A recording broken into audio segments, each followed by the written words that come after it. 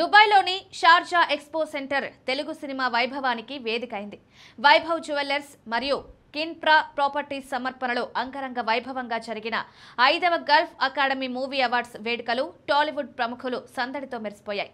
Jury చైర్మన్లు ఏ కోదండరామిరెడ్డి, కోటి B Gopal ఆధ్వర్యంలో జరిగిన ఈ కార్యక్రమంలో ప్రతిష్టాత్మక అవార్డులు గ్రహీతలకు అందజేశారు.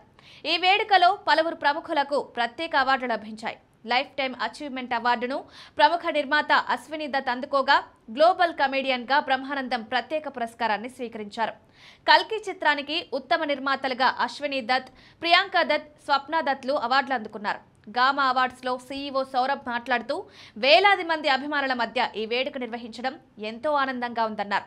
యాంకర్లు సుమ, అతడు, హర్ష తమ వ్యాఖ్యానంతో కార్యక్రమాన్ని మరింత శోభను తీసుకొచ్చారు. హీరోయిన్లు ఫరియా అబ్దుల్లా, ఊర్వశి రౌతెలా, మానస వారణాసి తమ నృత్య ప్రదర్శనలతో ప్రేక్షకులను అలరించారు. దుబాయ్ గడ్డపై జరిగిన ఈ వేడుక తెలుగు సినిమా ఖ్యాతిని మరింత పెంచింది.